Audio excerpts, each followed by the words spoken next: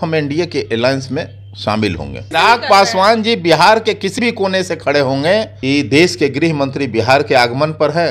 2 शहरों में आग लगी हुई है। खुफिया विभाग क्या कर रहा था? मुख्यमंत्री ने क्यों नहीं? जो कप्तान बैठा हुआ है बिहार को, जो अभी चला रहा है, वो चुस्त और दुरुस्त इस मौके पे नहीं था कि बिहार को बर्बाद करने वाली पार्टी। चिराग पासवान ने राष्ट्रपति शासन लागू करने की केंद्र सरकार से मांग की है। नमस्कार, आप देख रहे हैं लाइव बिहार। मैं आपके साथ रूपम। अमित शाह पटना आए और उसके बाद मंच से उन्होंने भाषण भी दिया, लेकिन एक बात जो उन्होंने कहा जो चौंका देने वाली बात है। हालांकि लोकसभा का चुनाव आने वाला है और हर लोग इसी मुद्दे पर लगा हुआ है कि कैसे इस चुनाव को जीता जाए। चलिए हम आपको बता दें कि अमित शाह ने कहा है कि किसी भी तरह से नवादा सीट लोकसभा का उन्हें जीतना है। और नवादा के बारे में अगर हम बात करें तो नवादा से पशुपति पारस के तरफ से जो बाहुबली सूरजभान सिंह के भाई चंदन सिंह वहां से खड़ा होते हैं। और अगर अमित शाह यह बात कह रहे हैं तो क्या पशुपति पारस के तरफ से अब यह सीट नहीं दिया जाएगा? क्या अब बीजेपी के खाते में यह सीट चला जाएगा? और आपको बता दें कि इससे पहले बीजेपी की तरफ से गिरिराज सिंह भी वहां से सांसद बने हैं।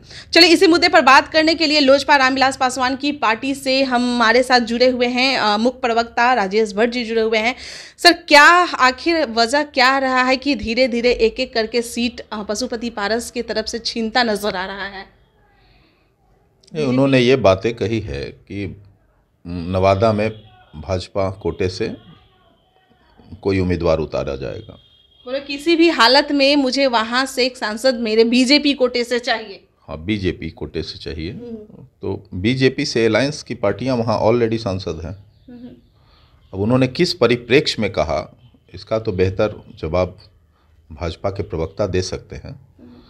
लेकिन अभी भी भाजपा अलायंस की पार्टी का ही सांसद वहां है ना। अभी भी चंदन सिंह वहां से सांसद हैं। तो चंदन सिंह भाजपा के अलायंस में ही है। अब आगे चंदन सिंह भाजपा से लड़ेंगे या अलायंस के घटक दल से ही भाजपा मानेगी अपनी उम्मीदवार, ये भाजपा को तय करनी है और भाजपा के प्रवक्ता इस पर बेहतर जवाब दे सकते हैं। तो गिरिराज सिंह का भी तो नाम आ रहा है, वो भी तो हो सकते हैं। देखिए, भाजपा को तय करना है। भाजपा बड़ी पार्टी है, एनडीए अलायंस की बड़ी पार्टी होने के नाते निश्चित तौर पर वो तय करेगी कि कौन कहाँ से लड़ेगा, कौन कहाँ का उम्मीदवार होगा। तो यह जो चैप्टर है वो स्पष्ट हो पाएगा अभी आने वाले कुछ दिनों के बाद।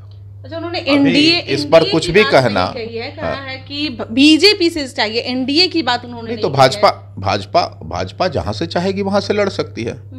भाजपा एनडीए में बड़ी पार्टी है और हर तरह के निर्णय उसके लिए जाने भी चाहिए और लेते भी लोग हैं। तो पशुपति पारस को धीरे धीरे साइड क्यों किया जा रहा है? गया में भी देखिए वहां पर दिया जा रहा था उन्हें सीट एमएलसी पद के लिए, शिक्षक के लिए, लेकिन फिर वो भी वापस लिया गया। वहां पर बीजेपी कहा जा रहा था कि चिराग पासवान उसमें टांग रहा था। इस बार क्या हुआ? तो देखिए, भाजपा की क्या रणनीति है आगे की, वो तो भाजपा बताएगी ना।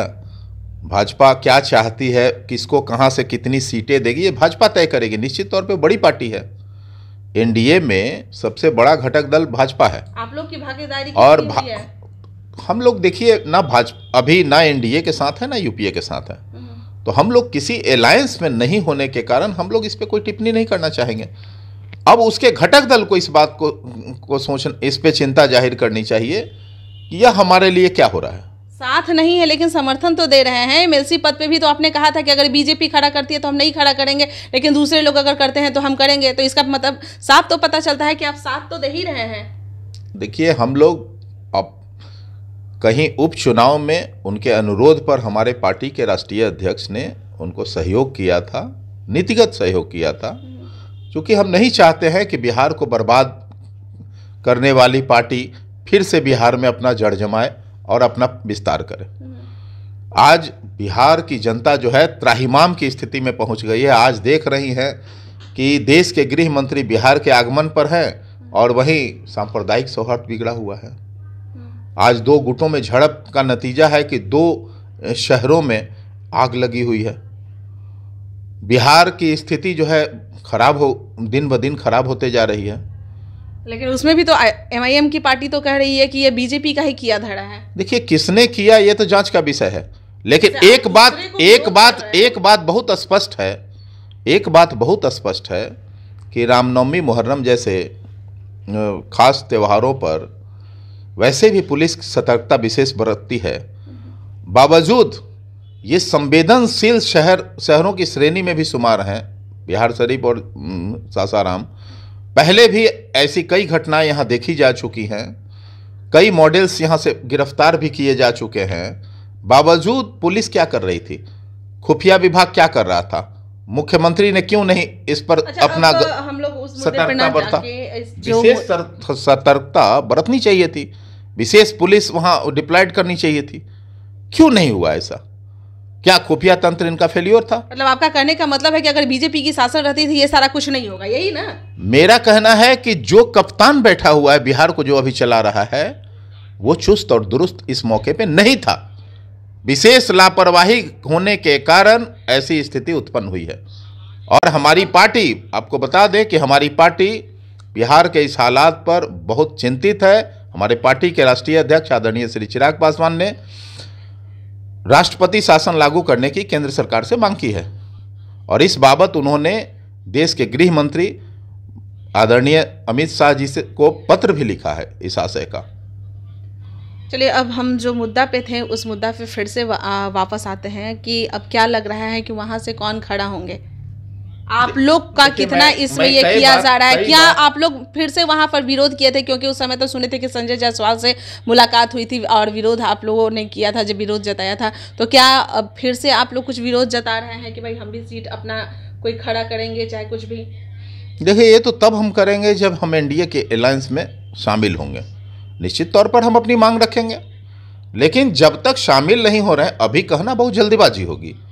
और अभी की जो वास्तविक स्थिति है, अभी मौजूदा स्थिति में, तो भाजपा को सब कुछ अपना निर्णय लेने का अधिकार है। अब क्या करेंगे पशुपति पारस? आपको नहीं लग रहा है कि धीरे धीरे साइड किया जा रहा है पशुपति पारस? अब इसका जवाब तो जो है रालोजपा के प्रवक्ता स्पष्ट करेंगे इस बात को कि उन्हें यह शर्त मंजूर है या नहीं। आप लोग की कोई भागीदारी नहीं है? नहीं, हमारी कोई भागीदारी नहीं है। इसलिए नहीं है कि हम ना तो अभी यूपीए के घटक हैं और ना एनडीए के घटक हैं। हम अभी बाहर हैं, अभी बाहर है, फिर भी एमएलसी चुनाव के समय चिल्ला तो रहे थे आप ही लोग पशुपति पारस के विरोध में। जरूर, हमने कहा था कि अगर भाजपा नहीं लड़ती है, अपने प्रत्याशी नहीं उतारती है गया सीट पे, तो निश्चित तौर पर कोई अन्य घटक दल अगर लड़ता है इस सीट पर, तो हम अवश्य अपनी प्रत्याशी। देखिए, ये भी कहा जा रहा है, अब कयास ये भी लगाए जा रहे हैं कि चिराग पासवान का मतलब जो शर्त है, वो शर्त यही है कि भाई अब धीरे धीरे पशुपति पारस को साइड किया जाए और वो एनडीए का पार्ट बने चिराग पासवान।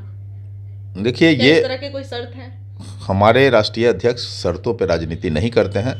वो बिहार की जो बदहाली है, उस बदहाली से बिहार को बाहर करने की बात करते हैं लगातार, और बिहार का भला चाहते हैं, बिहार को फर्स्ट करना चाहते हैं, बिहारी को फर्स्ट करना चाहते हैं। बिहार को पहले पायदान पर, बिहार कैसे खुशहाल हो, बिहार कैसे विकसित हो, बिहार कैसे उद्यमी राज्य की श्रेणी में आए, बिहार में स्वास्थ्य सेवा कैसे और बेहतर हो, शिक्षा की व्यवस्था में और क्या सुधार लाया जा सके, इस बात को लेकर वो चिंतित रहते हैं। और इन्हीं बातों को लेकर वो प्रदेश के मौजूदा मुख्यमंत्री नीतीश कुमार जी का विरोध भी करते हैं। अच्छा, एक और लास्ट सवाल है कि चिराग पासवान कहां से खड़ा होंगे? चिराग पासवान, अभी तो लोकसभा बहुत दूर है और तैयारी सब लोग पहले चिराग पासवान जी बिहार के किसी भी कोने से खड़े होंगे तो भारी मतों से जीत कर दिल्ली पहुंचेंगे। मैं आपको आश्वस्त कर देता हूं, हमारे नेता की प्रसिद्धि और लोकप्रियता बिहार में इस कदर अवश्य है कि किसी भी सीट से वो लड़ेंगे। आप जहां से भी वो लड़ना चाहें, निश्चित तौर पर भारी अंतर से वो दिल्ली जाएंगे। चलिए, बहुत बहुत धन्यवाद। तो राजेश भट्ट जी हमारे साथ जुड़े हुए थे, और जैसा कि हालांकि लोकसभा का चुनाव तो अभी नहीं है, लेकिन 2023 में है, 2024 में है, ज़्यादा दूर भी नहीं है 2024। और अमित शाह ने जिस तरह से वह पटना आया और उसके बाद लोकसभा चुनाव का उन्होंने आगाज कर दिया है, मंच पे हालांकि कम भाषण उन्होंने दिया है, लेकिन बीजेपी के जितने भी कार्यकर्ता हैं उनके साथ उन्होंने ज़्यादा मीटिंग किया है। और उसके बाद वो कहते नज़र आ रहे थे कि अगली बार अगर हम पटना आएंगे तो नवादा से जितने भी जो लोग हैं उन लोगों के साथ बैठकर मीटिंग करेंगे, और किसी भी हालत में बीजेपी का सांसद हमें वहाँ से चाहिए। चलिए, अब क्या करेंगे पशुपति पारस, यह भी एक सवाल खड़ा होता है, क्योंकि धीरे धीरे उनकी दूरी बढ़ते जा रही है। धीरे धीरे उनका जो भी सीट है उन पे बीजेपी अपनी कैंडिडेट खड़ा करती है, तो आखिर कुछ न कुछ सवाल तो इनके जहन में उतर ही रहे होंगे। चलिए, हम पशुपति पारस के पार्टी में भी जाएंगे और उन लोगों से भी बात करने की कोशिश करेंगे कि आखिर आप लोग क्या करने वाले हैं आगे। चलिए, अभी के लिए इतना ही। बने रहे आप लाइव बिहार के साथ। धन्यवाद। लाइव बिहार यूट्यूब पर सब्सक्राइब और फेसबुक पर लाइक जरूर करें।